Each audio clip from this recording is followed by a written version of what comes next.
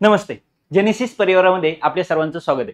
तर quick revision बॅचचं आजचं आपलं 22वं लेक्चर आहे आणि आज आपण टॉपिक पाहणार आहे तुलनात्मक संकेतन. म्हणजे तुलना करायची आपल्याला. तुम्हाला तुलना करण्यावर प्रश्न विचारले जाणार आहे. मग कोणाची उंची असेल तर कोणाचं वजन असेल या पद्धतीने म्हणजे तुलनात्मक प्रश्न तुम्हाला या ठिकाणी विचारले जाणार आहेत. कंपॅरेटिव्ह कोडिंग हा आपला टॉपिक आहे आजचा. तर आतापर्यंत आपण जे काही टॉपिक पाहिले हे सगळे अंकगणिताचे होते. म्हणजे 21 टॉपिक आपण जे पाहिले, 21 धडे आपण जे पाहिले ते सगळेच्या सगळे काय होते, अंकगणिताचे होते. या ठिकाणी आपला अंकगणित कंप्लीट झालेला आहे यशस्वीरित्या. ठीक आहे. तर आता आपला पुढचा पाठ चालू होते, आपण बुद्धिमत्ता चालू करतोय आणि त्याचं आजचं आपलं पहिलं लेक्चर आहे आणि त्याच्यामध्ये हा टॉपिक आपण पाहत आहे. ठीक आहे. तर टॉपिकला सुरुवात करतोय. जर आधीचे लेक्चर पाहिले नसतील तर व्यवस्थित पाहून घ्या, समजून घ्या आणि चांगल्या पद्धतीने अभ्यास करा. ठीक आहे. तर पहा बुद्धिमत्तेचा पहिला प्रश्न आहे 2022चा. ठीक आहे. तर पहा प्रश्न काय, अशोक मोहनपेक्षा उंच उडी मारली. अशोकने मोहनपेक्षा उंच उडी मारली परंतु त्याने चेतनपेक्षा उंच उडी मारली नाही. नरेशने कृष्णापेक्षा उंच उडी मारली परंतु त्याने मोहन एवढी उडी मारली नाही. तर उंच उडीचा उतरता क्रम कसा असेल? ठीक आहे. म्हणजे लक्षात आलं असेल तुमचा प्रश्न वाचून का. इथं काय दिलंय, कोण कोणापेक्षा तरी जास्त उंच उडी मारतोय, कोण कमी मारतोय आणि त्याच्यात तुम्हाला काय दिलंय, उतरता क्रम विचारलेला आहे. तर या पद्धतीने तुम्हाला या टॉपिकवर प्रश्न आलेले पाहायला भेटतील. ठीक आहे. तर प्रश्न कसा सोडवायचा आहे पहा. जर तुम्हाला इथं उंच उडी विचारली तर आपण रेषेच्या माध्यमातून एका एकाला दाखवणार आहे. म्हणजे आपल्या पण लक्षात येईल नक्की कोणाची उंची जास्त आहे किंवा उंच उडी जास्त आहे. ठीक आहे. अशोकने मोहनपेक्षा उंच उडी मारली. पहा काय करूया आपण, अशोक ओके मोहनपेक्षा उंच म्हणून मोहनला थोडंसं आपण छोटं दाखवलं. ठीक आहे. उंच उडी मारली परंतु त्यांनी चेतनपेक्षा उंच उडी मारली नाही. कोणी? अशोकने मोहनपेक्षा अशोकने उंच उडी मारली परंतु त्यांनी चेतनपेक्षा नाही मारली. म्हणजे चेतन हा काय झाला, अशोकपेक्षाही उंच झाला. ठीक आहे. चेतनपेक्षा उंच उडी मारली नाही. नरेशने कृष्णापेक्षा उंच उडी मारली परंतु त्यांनी मोहन एवढी मारली नाही. मोहन एवढी मारली नाही म्हणजे मोहनपेक्षा कमी. कोण आहे? नरेश. ओके नरेशने. आणि नरेशने कृष्णापेक्षा मारली म्हणजे कृष्ण त्याच्यापेक्षा लहान आहे. लक्षात आलं का पहा. नरेशने काय केलं, कृष्णापेक्षा मारली पण मोहन एवढी मारली नाही. ठीक आहे. तर आपल्याला काय सांगितलंय, उंच उडीचा उतरता क्रम म्हणजे सर्वात जास्त, त्याच्यानंतर कमी, त्याच्यानंतर कमी, त्याच्यानंतर कमी. म्हणजे सुरुवातीला कोण आहे? चेतन आहे. जर सुरुवातीला चेतन आहे तर मोहन हा ऑप्शन कट झाला. दुसरा अशोक आहे. चेतन नंतर पहा हे 3 ऑप्शन होते. चेतन नंतर दुसरा अशोक आहे म्हणजे आपला पर्याय क्रमांक 3 आहे. त्याच्यानंतर कोण यायला पाहिजे खरं तर? मोहन नरेश कृष्णा म्हणजे आपला पर्याय 3 नंबर हा कम्प्लिटली बरोबर आहे. लक्षात आले. या पद्धतीने आपण हा प्रश्न सोडवलेला आहे. उंची ही रेषेच्या माध्यमातून दाखवली म्हणजे प्रश्न सॉल्व्ह करायला काय होतं, सोपं जातं आणि लवकरात लवकर प्रश्न सॉल्व्ह होतो. पुढचा प्रश्न पहा. पुढील तथ्यांचे परीक्षण करा. अनु बाणोपेक्षा वजनदार आहे म्हणून आपण थोडस वेगळ्या पद्धतीने दाखवू. उंची आपण रेषांनी दाखवली तसं वजन आपण काय करूया, सर्कलने दाखवूया. ठीक आहे. अनु आणि बानो. ओके ही कोण आहे? अनु आणि ही कोण आहे? बानो. ठीक आहे. अनु जरा थोडीशी जास्त वजनदार आहे. अनु बानोपेक्षा वजनदार आहे. सिंथिया दिनापेक्षा उंच आहे. सिंथिया आणि हा दिना. ओके ही सिंथिया हा दिना आणि सिंथिया उंच आहे. ठीक आहे. त्यानंतर आहे बानो दिना इतकीच उंच आहे. बानो आणि दिना सेम उंचीचे आहेत. ओके उंची बानो आणि दिनाची उंची काय समान आहे हे लक्षात ठेवा. बानो दिना इतकीच उंच आहे पण तिच्यापेक्षा वजनदार आहे. कोण? बानो वजनदार आहे म्हणजे दिना तिच्यापेक्षा कमी वजनदार आहे. लक्षात आलं. ठीक आहे. दिना अनुपेक्षा उंच आहे. दिना कसा आहे? अनुपेक्षा उंच आहे म्हणजे अनु काय झाला? छोटा झाला. ठीक आहे. वरील तथ्यांवर आधारित अचूक निष्कर्ष ओळखा. पहिला, सर्वात सिंथिया वजनदार आहे आणि अनु बुटकी आहे. अनु बुटकी आहे. उंची सगळ्यांची दिली का? इथं किती मेंबर आहेत? 1 2 3 आणि 4. ओके ठीक आहे. सिंथिया सर्वात वजनदार आहे. सिंथिया वजनदार असायचा विशेष नाही कारण सिंथियाचं वजन दिलेलंच नाही. वजन कोणाचं आहे? फक्त अनु बानो आणि दिना. हिचं वजन सिंथियाचं वजन दिलंय का? नाही दिलेलं. ठीक आहे. म्हणजे हा निष्कर्ष चुकीचा आहे. अनु निश्चितपणे सर्वात वजनदार असू शकत नाही कारण एकाचं वजन कमी दिले. एकाचं वजन जर दिलेलंच नाहीये तर आपण त्यांच्यामध्ये तुलना करू शकत नाही कारण सिंथियाचं वजन किती हे माहितीच नाही. जिथं जिथं वजन असणार आहे तिथे काय असणार आहे तो निष्कर्ष निघू शकत नाहीये. इथं काय सांगितलं पाहिजे? सिंथिया सर्वात वजनदार आहे. परत वजनदार सिंथिया असूच शकत नाही. त्यानंतर सर्वात वजनदार कोण आहे याविषयी निष्कर्ष काढणे अशक्य आहे. हे करेक्ट आहे परंतु अणु निश्चितपणे सर्वात बुटकी आहे. अणु, आता इथं बघा काय सांगितलंय, सिंथी हा दिनापेक्षा उंच आहे, दिना आणि बानो समान उंचीचे आहेत आणि अणु त्याच्यापेक्षा दिनापेक्षा काय लहान आहे, म्हणजे ऑब्व्हियसली सिंथी हा सर्वात उंच आहे, त्यानंतर हे दोघं आहेत आणि अणु आहे, तर अणु सर्वात बुटकी आहे म्हणजे सर्वात लहान आहे, म्हणजे पर्याय क्रमांक 3 हा आपला काय निष्कर्ष काय बरोबर आहे. लक्षात आले. तुलना कशा पद्धतीने आपण या ठिकाणी केलेली आहे. डायग्राम काढून घ्या, आकृतीच्या साहाय्याने तुम्ही त्याला पॉइंट आउट करा, म्हणजे प्रश्न सोडवायला सोपं जात जाईल. ओके ठीक आहे. आता पुढचा प्रश्न काय दिलाय पहा, संयुक्त कुटुंबातील 4 भावंडांना मिठाई वाटून घ्यायची आहे, सर्वात धाकट्याला जास्त मिठाई द्यायची त्यांनी ठरवले. ओके ठीक आहे. घरात लहान भावाला आपण जास्तच देतो. स्वाती गणेश पेक्षा 2 महिन्यांनी मोठी स्वाती, आणि इथं कोण घेऊया आपण, गणेश. ही कोण आहे, स्वाती. इथं कोण आहे, गणेश.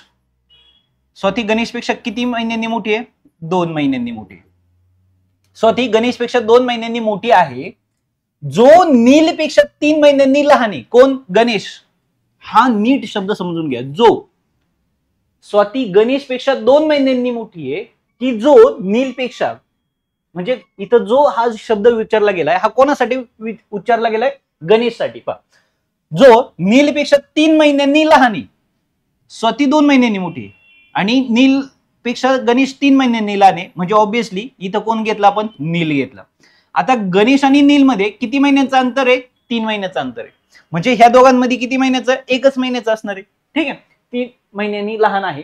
काशी गणेश पेक्षा 1 महिन्यांनी मोठी आहे. काशी गणेश पेक्षा 1 महिन्यांनी मोठी, म्हणजे इथं कोण घेऊया आपण, काशी, जी गणेश पेक्षा कितीनी, 1 महिन्यांनी मोठी आहे. म्हणजे गणेश पेक्षा काशी 1 महिन्यांनी मोठी आहे. 2 महिन्यांनी कोण आहे, 2 महिन्यांनी स्वाती आणि 3 महिन्यांनी कोण आहे, नील आहे. बरोबर आहे. तर मिठाईचा सर्वात जास्त वाटा कोणाला मिळेल, सिंपल आहे, गणेश. कारण आता सर्वात लहान कोण आहे, गणेश आहे, कारण त्यांनी सांगितलं होतं गणेशला सर्वात जास्त, धाकट्याला सर्वात जास्त वाटा भेटणार आहे. ऑब्व्हियसली गणेश या ठिकाणी सर्वात लहान आलाय, म्हणून गणेशला सर्वात जास्त वाटा मिळणार आहे. ओके. त्याच्या पुढचा प्रश्न, आकृतीच्या साहाय्याने जर तुम्ही सोडवायचा प्रयत्न केला तर 100% लवकरात लवकर तुम्हाला उत्तर मिळू शकतं. ठीक आहे, पाहूया त्याच्या पुढचा प्रश्न. एबीसी आणि डी हे मार्कच्या मळ्यात काम करतात. ओके ठीक आहे. त्या सर्वांना मिळून त्यांनी 20 कलिंगडे दिली. ओके ठीक आहे. त्यापैकी एकाला 2 मिळाली, एकाला किती मिळाली, 2. दुसऱ्याला 4 मिळाली, दुसऱ्याला 4 मिळाली, तिसऱ्याला 6 मिळाली, चौथ्याला 8 मिळाली, 6 4 10 आणि ओके 20 झाले मिळाली. एला बी पेक्षा जास्त कलिंगडे मिळाली, एला बी पेक्षा जास्त मिळाली. ओके ठीक आहे, जास्त मिळाली. डी ला सी पेक्षा कमी कलिंगडे मिळाली, म्हणजे सी ला जास्त मिळाली. डी ला कमी मिळाली ना, डी ला सी पेक्षा कमी म्हणजे सी ला जास्त. आपण या पद्धतीने डायग्राम काढूया. पहा, याचा अर्थ काय होतो, ज्याच्याकडे 2 टोकं असतात ना त्याला जास्त, आणि जो याच्याकडे एकच टोक असतो तो कमी असतो, लहान असतो. ओके, हे लक्षात ठेवा. मिळाली. जर सी ला डी पेक्षा 2 कलिंगडे, किमान 2 कलिंगडे जास्त मिळाली, म्हणजे सी ला जास्तच मिळालेली, किती, 2 जास्त मिळालेली किमान. ओके, कमीत कमी जास्त मिळाली तर नेहमीच सत्य ठरेल असे किंवा अशी विधाने निवडा. ठीक आहे. आता खालीलपैकी किती विधाने आपल्याला सत्य आहेत हे निवडायचं आहे. कंपॅरिझन फक्त ह्या दोघांमध्येच दिलेला आहे. ए बी आणि सी डी ह्या दोघांमध्ये पहा, ह्या 2 ग्रुपमध्ये कनेक्शन आहे का, नाहीये, हे लक्षात ठेवा. ए ला नेहमी सी पेक्षा जास्त कलिंगडे मिळतील. ए ला सी पेक्षा काय संबंध, कारण दोघांचं कनेक्शन दिलंय का, नाही. ए ला काय सांगितलंय, बी पेक्षा जास्त, पण सी पेक्षा जास्त कमी काही दिलंय का, नाही, त्यामुळे हा पर्याय गेला. त्यानंतर सी ला कधीही सी आणि ए चं कंपॅरिझन होऊ शकत नाहीये. सी आणि ए जिथं असणार, कारण ए बी हा वेगळा ग्रुप दिलाय, हा गटच वेगळा दिलाय, आणि सी डी हा गट वेगळा दिलाय. त्या दोघांमध्ये त्या ग्रुपमध्ये कनेक्शन दिलं नाहीये का ए बी पेक्षा किंवा डी ए पेक्षा, असं काही दिलेलं नाही. ठीक आहे. डी ला त्याच्या बरोबर काम करणाऱ्या कोणत्याही व्यक्तीपेक्षा जास्त कलिंगडे मिळणे शक्य नाही. काय संबंध, बरोबर आहे. ठीक आहे. म्हणजे डी ला ऑलरेडी डी ला काय मिळणार, सी पेक्षा लहान कमी मिळतात, पण ए पेक्षा किंवा बी पेक्षा कमी जास्त असं काही मेन्शन आहे का, नाही, म्हणजे हा पण पर्याय गेला. ओके, म्हणजे बी ला नेहमीच ए पेक्षा कमी कलिंगडे, बी ला ए पेक्षा कमी, बरोबर आहे. ओके, कारण हा ग्रुप तर त्यांनी दिलेला आहे, म्हणजे या ठिकाणी जो डी ग्रुप आहे, डी सेंटेन्स आहे, हेच फक्त काय बरोबर आहे, म्हणजे फक्त पहा पर्याय क्रमांक फक्त डी बरोबर आहे. लक्षात आलं कशा पद्धतीने आपण ठरवलं का कोण चुकीचं आणि कोण बरोबर आहे. लक्षात आले. तर तुम्ही जर व्यवस्थित डायग्राम काढून घेतल्या, सिम्बॉलिकली प्रेझेंटेशन केलं, तर तुम्हाला तुलना करायला काय होईल, सोपं होईल. आता त्याच्या पुढचा प्रश्न, इंग्रजी विषयात रामला श्यामपेक्षा 8 गुण कमी मिळाले. इंग्रजी विषयात रामला श्यामपेक्षा 8 गुण काय कमी आहेत, रामला कमी आहेत. ओके, मग श्याम हा इथे घेतला, हा कोण आहे श्याम. ओके, इथं कोण घेतला राम. रामला कमी, श्यामला किती आहेत माहित नाही, मग श्यामला आपण काय म्हणू एक्स मानू. रामला काय झालं x वजा 8. का श्यामपेक्षा रामला 8 कमी आहेत, श्यामपेक्षा 8 कमी आहेत. मग श्यामला जर x असतील तर x वजा 8 झाली, त्याच्यापेक्षा कमी. ओके, रमनला 67 गुण आहेत. रमनला 67 गुण मिळाले आहेत. अक्षयला श्यामपेक्षा 5 गुण कमी. अक्षय, आता कोण घेतला आपण अक्षय, बरोबर का. अक्षयचं काय दिलंय, अक्षयला श्यामपेक्षा 5 गुण कमी. श्यामला किती आहेत x, म्हणजे त्याला 5 गुण कमी आहेत x पेक्षा. ओके ठीक आहे, परंतु रमनपेक्षा 4 गुण जास्त आहेत.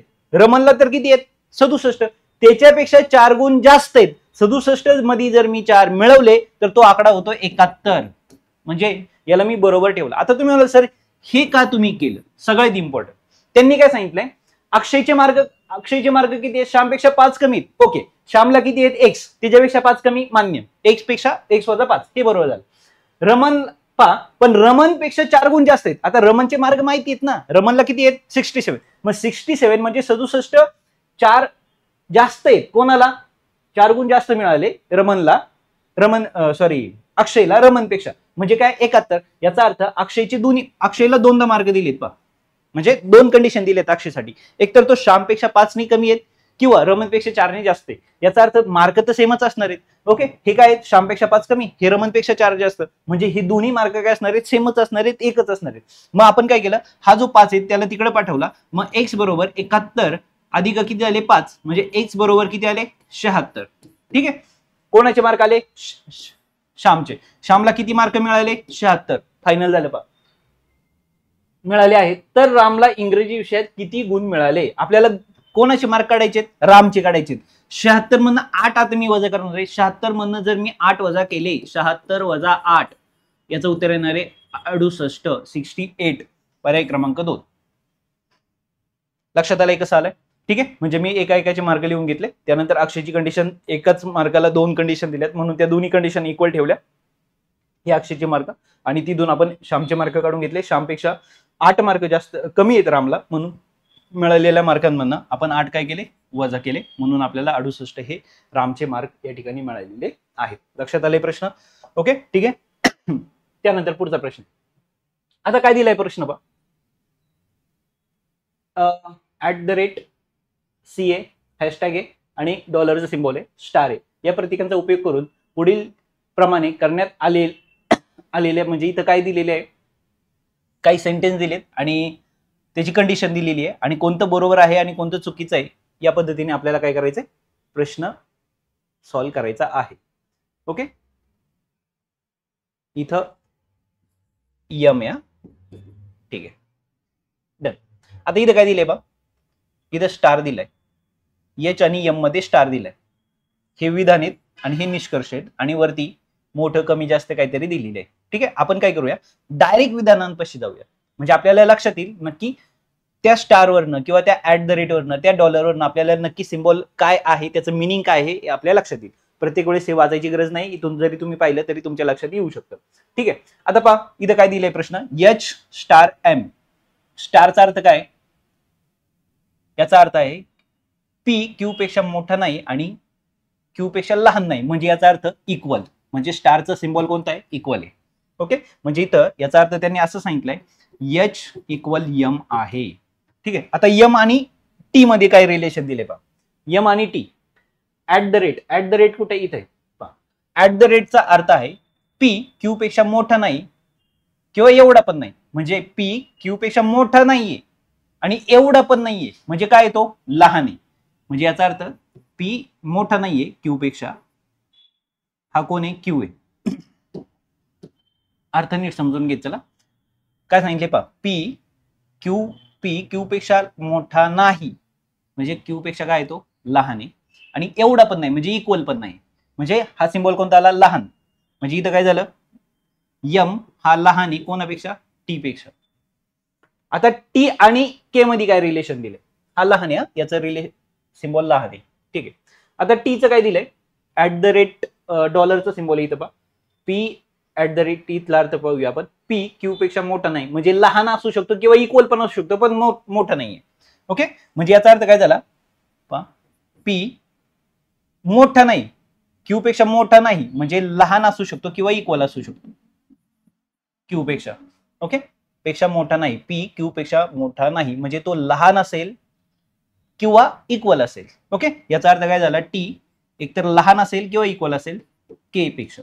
ओके, निष्कर्ष आता इथं पाहूया आपण याच्यावरनं काय निष्कर्ष दिला, कोणते कोणते निष्कर्ष बरोबर आहेत.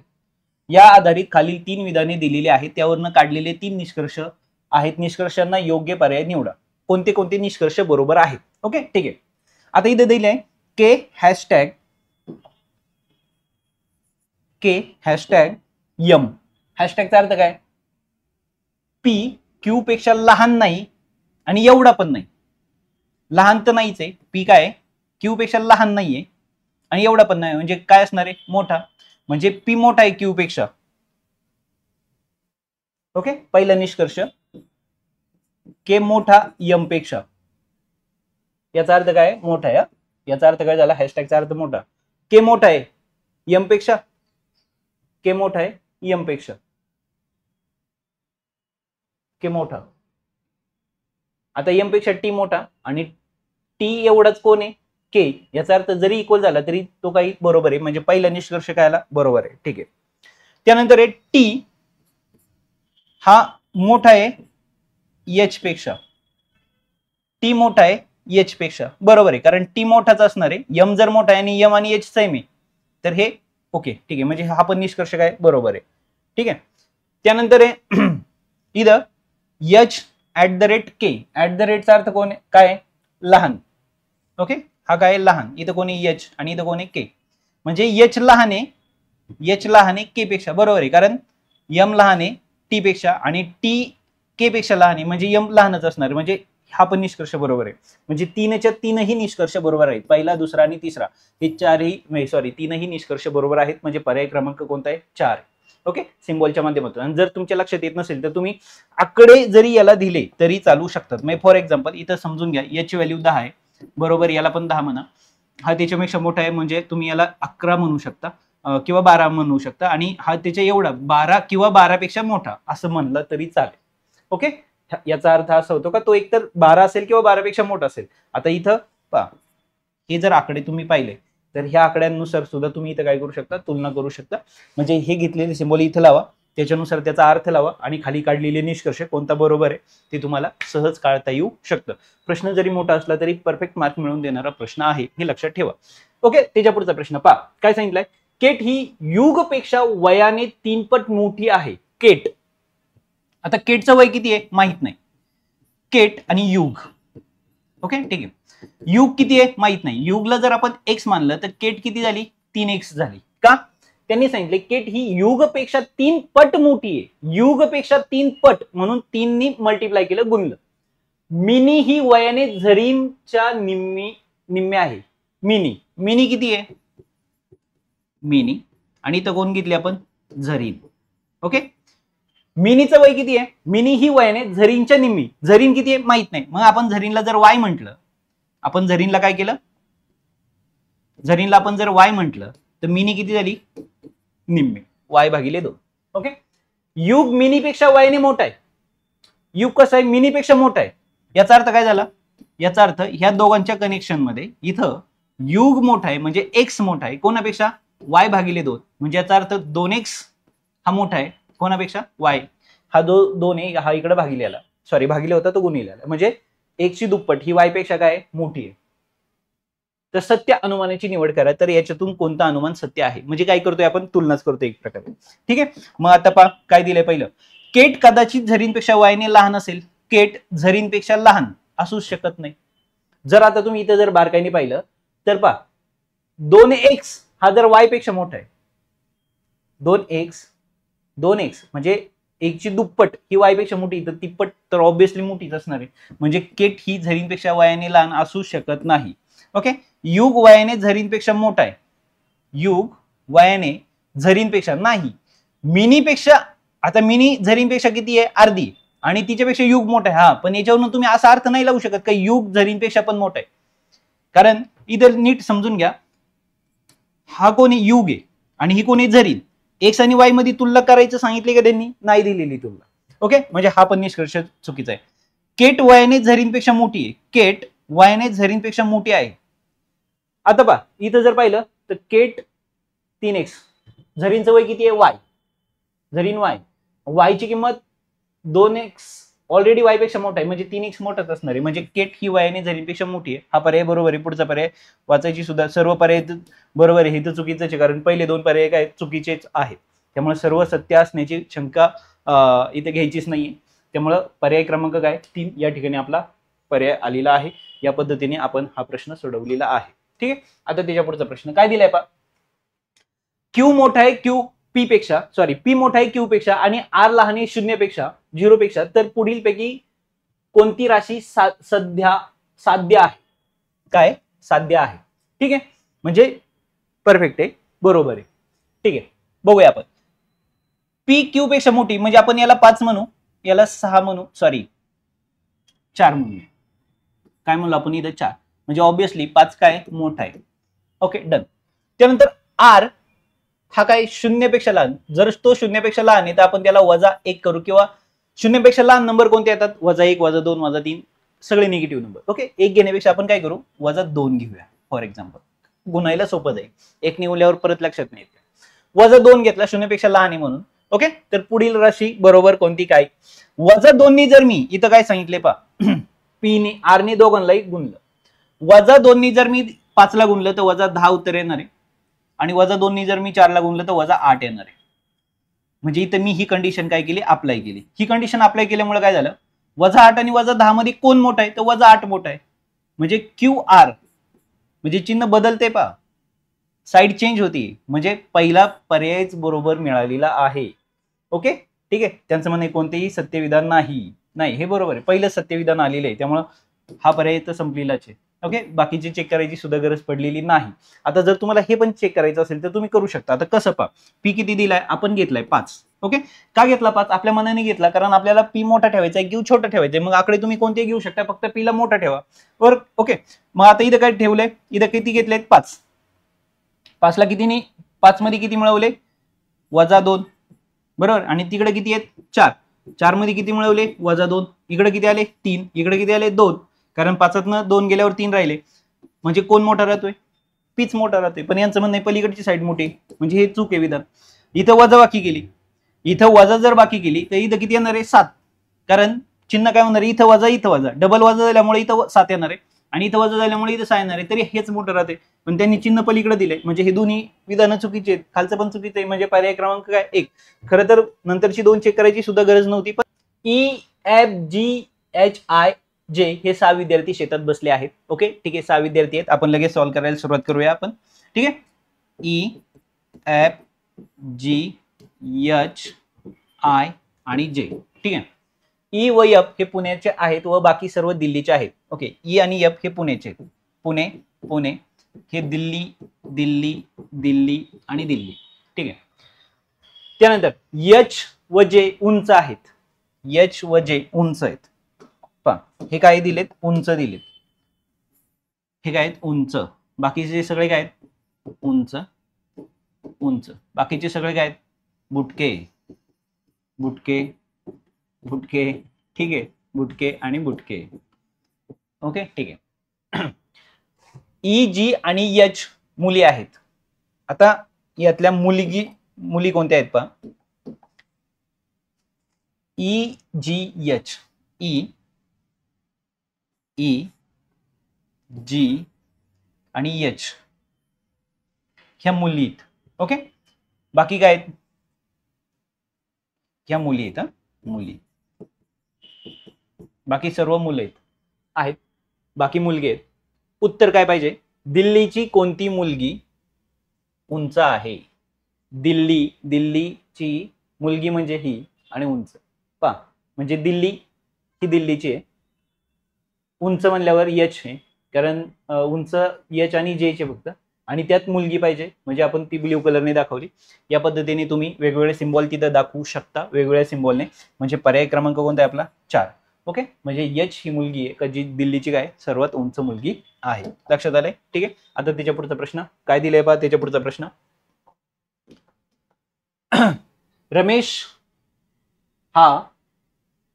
हा वयाने सर्वेशपेक्षा मोठा आहे परंतु महेशपेक्षा लहान आहे. रमेश हा वयाने सर्वेशपेक्षा मोठा आहे परंतु महेशपेक्षा लहान आहे. रमेश हा वयाने सर्वेशपेक्षा मोठा आहे सर्वेशपेक्षा, परंतु महेशपेक्षा लहान आहे. पण लहान आहे कोणापेक्षा? महेशपेक्षा.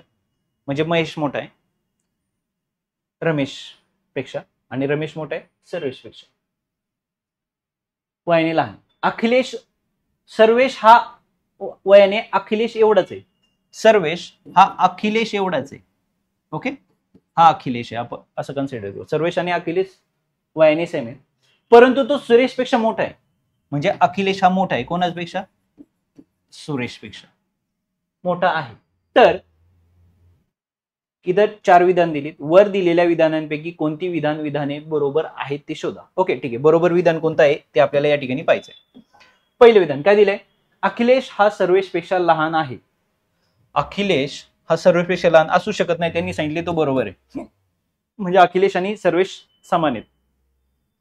त्यानंतर अखिलेश हा महेशपेक्षा मोठा आहे. अखिलेश हा महेशपेक्षा असू शकत नाही, कारण सर्वेश आणि अखिलेश समान आहेत आणि सर्वेश हा ऑलरेडी रमेशपेक्षा लहान आहे आणि रमेश महेशपेक्षा लहान आहे. म्हणजे महेश तर सगळ्यात मोठा आहे. अखिलेश हा सुरेशपेक्षा मोठा आहे. अखिलेश हा सुरेशपेक्षा मोठा आहे. अखिलेश हा सुरेशपेक्षा मोठा आहे. हे विधान मात्र बरोबर आलेलं आहे. अखिलेश हा रमेशपेक्षा मोठा आहे. अखिलेश हा रमेशपेक्षा मोठा आहे. हे विधान चुकीचं आहे. म्हणजे या ठिकाणी फक्त क आणि क हेच विधान काय बरोबर आहे. म्हणजे पर्याय क्रमांक काय 4. या पद्धतीने तुम्ही हा प्रश्न सोडवू शकता. इथं तुम्ही रेषांच्या साहाय्याने पण दाखवू शकता. महेश सर्वात उंच आहे, त्याच्यापेक्षा कोण? रमेश आहे. त्यानंतर कोण आहे? सर्वेश आहे. सर्वेश आणि अखिलेश काय समान आहेत आणि सुरेश त्याच्यापेक्षा लहान आहेत. या पद्धतीने सुद्धा तुम्ही रेषांच्या साहाय्याने काय करू शकता? हा प्रश्न सोडवू शकता. हा प्रश्न काय दिलाय पहा. आता इथं काही संबंध खाली दर्शवल्याप्रमाणे आहेत. काय काय पहा. इथं भागिलेचा सिम्बॉल आहे, प्लसचा सिम्बॉल आहे, बॉक्स आहे इथं गुणिलेचा सिम्बॉल आहे, इथं फाय आहे आणि इथं त्रिकोण आहे. ओके, आता इथे एक विधान दिले त्यांनी ए, इथं फायचा अर्थ काय होतो? पेक्षा लहान नाही. पेक्षा लहान नाही म्हणजे बरोबर पण असू शकतो किंवा मोठा पण असू शकतो.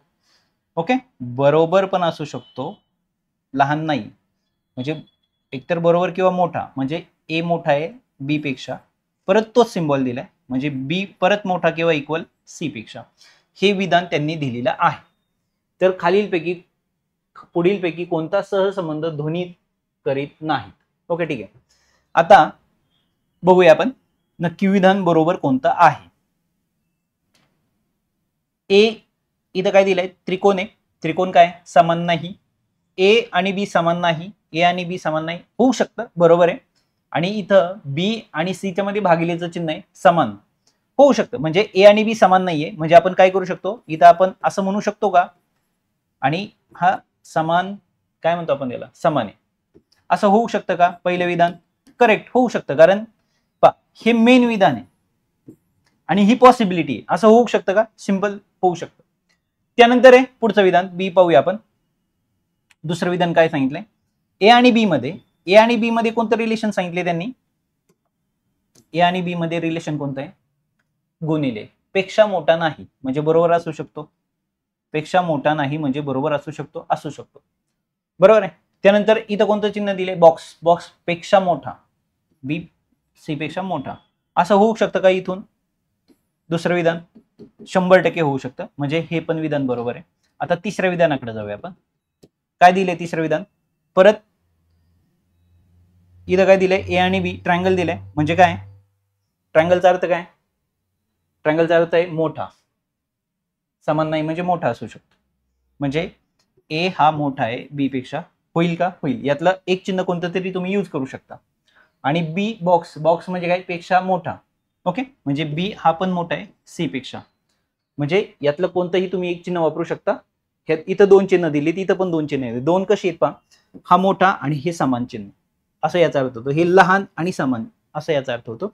आता इथं दोन चिन्ह आहेत खरं तर, कोणतं, इक्वल पण आणि मोठा पण, ह्या दोघांना कंबाईन करून अशी चिन्ह तयार होतं. आलं लक्षात? ठीक आहे. तर यापैकी कोणतंही एक चिन्ह आपण यूज करू शकतो. ओके, ठीक आहे. म्हणजे हे बरोबर आहे, हे बरोबर आहे, हे बरोबर आहे. आता आलो पण तिथं ए आणि बी मध्ये चौथं काय आहे पहा, हे बरोबर आहे. ए आणि बी मध्ये प्लसचं सिम्बॉल आहे. प्लस काय सांगतोय, पेक्षा लहान, म्हणजे ए हा लहान आहे बी पेक्षा. इथं काय सांगितलंय, ए एकतर बी पेक्षा मोठा आहे किंवा इक्वल आहे, आणि हे म्हणतात नाही ए लहान आहे, म्हणजे हे विधान काय असत्य आहे, ध्वनित करीत नाही. म्हणजे कोणतं, डी, म्हणजे पर्याय कोणता आहे, पर्याय क्रमांक 2 डी हा पर्याय. विधान जे काय निष्कर्ष आहे हा चुकीचा आहे. कोणाचा, डीचा निष्कर्ष चुकीचा आहे, हे विधान चुकीचं आहे, म्हणून ऑप्शन क्रमांक 2. लक्षात आले? या पद्धतीने तुम्ही हा प्रश्न सोडवू शकता. ठीक आहे. तर त्याच्या पुढचा प्रश्न आहे काय दिलंय पहा, खालील विधाने तपासून पहा. ठीक आहे. आता ही विधान आपल्याला तपासायची. एकतर रमेश व किरण एकाच वयाचे आहेत, किंवा रमेशपेक्षा किरण वयाने मोठा आहे. एकतर रमेश व किरण एकाच वयाचे आहेत. ओके, ठीक आहे. रमेश आणि किरण एकतर हे एकाच वयाचे, किंवा रमेश किरणपेक्षा वयाने मोठा आहे, नाहीतर रमेश किरणपेक्षा वयाने मोठा आहे. पहा मी काय लिहिलं, याचा अर्थ काय होतो, मोठा, याचा अर्थ होतो समान, आणि याचा अर्थ काय होतो, लहान. यांना कंबाईन केलं का चिन्ह कोणतं तयार होतं, मोठा आणि समान. ह्या दोघांना कंबाईन केलं तर लहान आणि समान. लक्षात ठेवा. ठीक आहे. आता इथं काय सांगितलंय, रमेश एकतर इक्वल आहे, नाही तर किरण एवढंच आहे, किंवा रमेश आणि किरणपेक्षा वयाने मोठा आहे. ठीक आहे, झालं.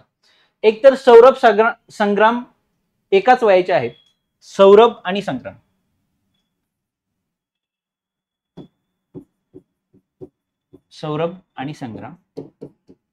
काय सांगितले, एकाच वयाचे.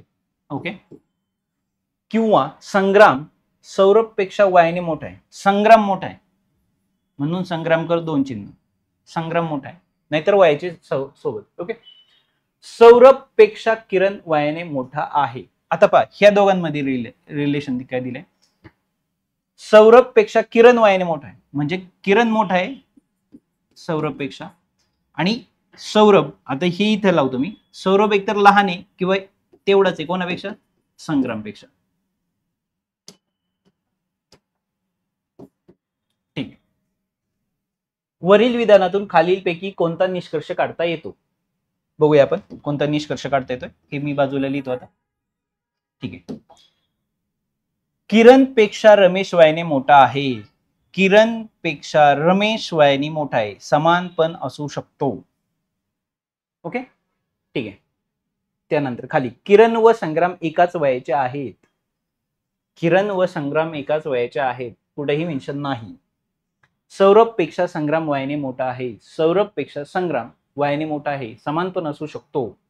सौरभ पेक्षा रमेश वयाने मोठा आहे, सौरभ पेक्षा रमेश वयाने मोठा आहे, हेच विधान करेक्ट आहे. मग तुम्ही म्हणाल सर ह्या विधानाला काय प्रॉब्लेम आहे, इथं दोनही शक्यता आहे. किरण पेक्षा रमेश वयाने मोठा आहे, किरण पेक्षा रमेश वयाने मोठा आहे, तो समानही असू शकतो, म्हणजे इथं 2 शक्यता आहेत. इथं जर पाहिलं तर किरण व संग्राम एकाच वयाचे आहेत, यांचा तर विषयच नाहीये. ओके. त्यानंतर सौरभ पेक्षा संग्राम वयाने मोठा आहे, सौरभ पेक्षा संग्राम वयाने मोठा आहे, याचा पण विषयच नाही. म्हणजे इथं एकच विधान आलं बरोबर, का सौरभ पेक्षा रमेश वयाने मोठा आहे, रमेश हा किरण पेक्षा समान असू शकतो किंवा बरोबर पण आहे. आणि इथं मेन्शन सरळ सरळ केलंय का किरण सौरभ पेक्षा मोठा आहे, आणि किरणचं वय आणि रमेशचं वय जरी समान झाले तरी ते सौरभपेक्षा काय असणार आहे, जास्तच असणार आहे, म्हणून ते सौरभपेक्षा रमेश हा काय वयाने मोठा आहे. म्हणजे या ठिकाणी पर्याय क्रमांक कोणता आहे, 4. या ठिकाणी काय तो बरोबर आहे. ठीक आहे. आता त्याच्या पुढचा प्रश्न काय दिलाय पहा, पुढील दिलेल्या समीकरण संचातील यम या चलासाठी उचित संख्या दिलेल्या पर्यायामधून निवडा. तर यम साठी योग्य आपल्याला किंमत निवडायची आहे. आता यम जर तुम्ही पाहिलं तर या समीकरणामध्ये यम आहे. ठीक आहे. यम पैकी खालीलपैकी कोणती किंमत यमच्या जागी तुम्ही ठेवू शकता. ठीक आहे. तर मग आपल्याला यमची जर किंमत काढायची तर इथं कोणाची किंमत नको आहे, वाय आणि पी ची किंमत नको आहे. तर त्यांनी अजून किंमत दिलेली कोणाची आहे, एक्स ची किंमत दिलेली आहे. ठीक ठीक आहे, मग आपण प्रश्न सोडवायला सुरुवात करूया आपण. ओके, ठीक आहे. आता मला या समीकरणात मी इथंच पकडतोय हे समीकरण, मला y ची किंमत नकोय. मग मला जर y ची किंमत काढायची असेल तर y ची किंमत काय, मी x ला तिकडे पाठवेल. ओके, म्हणजे इथं y च्या जागी मी काय लिहितोय पहा, आधी समीकरण लिहून घेतो, y अधिक p अधिक m बरोबर 100 असं त्यांनी समीकरण दिले. आता या y च्या जागी मी काय ठेवतो, y च्या जागी काय ठेवलं पहा, मी x ला तिकडे पाठवलं, z वजा x अधिक ही y ची किंमत आहे, p ची किंमत परत इथं आलो मी, p ची किंमत काढण्यासाठी मी z ला तिकडे पाठवलं, म्हणजे t वजा z ही y ची किंमत अधिक कोण आला m बरोबर कोण आला 100.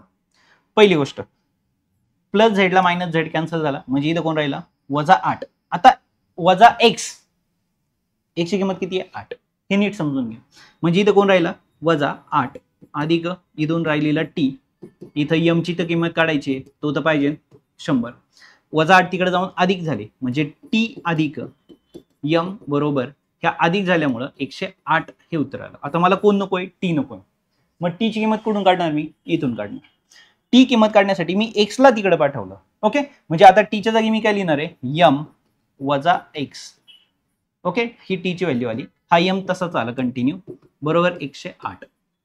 आता इथं जर पाहिलं तर m आणि हा m म्हणजे किती आले 2m वजा x वजा 8 लिहितोय मी बरोबर 108. वजा 8 लिहिण्याचं कारण x ची किंमत 8 आहे आणि इथलं वजा चिन्ह, वजा 8 परत तिकडे गेले, म्हणजे 108 मध्ये जर 8 मिळवले तर 2m बरोबर 116 उत्तर आलं, कारण हा वजा 8 तिकडे जाऊन अधिक होणार आहे. m बरोबर 116 भागिले हे जर 2 मी तिकडे पाठवले तर m बरोबर 2 पंचे 10 आणि 2 8 16, म्हणजे m ची किंमत किती आली 58. पर्यायमध्ये पर्याय क्रमांक 3 आले लक्षात. तर या पद्धतीने तुम्हाला हा प्रश्न सोडवायचा होता. लक्षात आले. फक्त y plus p plus m बरोबर 100 होते. आपण y च्या जागी y ची किंमत काढली, नंतर p च्या जागी p ची व्हॅल्यू ठेवली, त्यावरनं एक समीकरण आपल्याला मिळालं, नंतर t सापडला, t ची किंमत परत काढली आणि t च्या जागी पुट केली, त्यावरनं आपल्याला डायरेक्ट m मिळालेला आहे आणि x ची किंमत त्यांनी दिलेली होती. या पद्धतीने आपण हा प्रश्न सोडवलेला आहे. तर या ठिकाणी तुलनात्मक प्रश्न आपले संपलेले आहेत. कोडिंग कंपॅरिझन कोडिंग आपलं संपलेलं आहे. बुद्धिमत्तेला आपण सुरुवात केलेली आहे. तर या पद्धतीनेच तुम्हाला आपण एक एक करून सगळे टॉपिक पाहणार आहोत. अतिशय सोपा पार्ट आहे आणि हमखास मार्क मिळवून देणारा पार्ट आहे. अंकगणितापेक्षाही सोपा आहे खरं तर बुद्धिमत्ता पार्ट. तर अशा पद्धतीने आपण चालू ठेवा. आपण पण तुम्हाला प्रत्येक टॉपिकवर आणि मागच्या 10 ते 12 वर्षाचे सगळे क्वेश्चन आपण या ठिकाणी घेणार आहोत. ठीक आहे. उद्या भेटूया, नवीन टॉपिक घेऊ. तोपर्यंत bye bye, all the best, चांगला अभ्यास करा.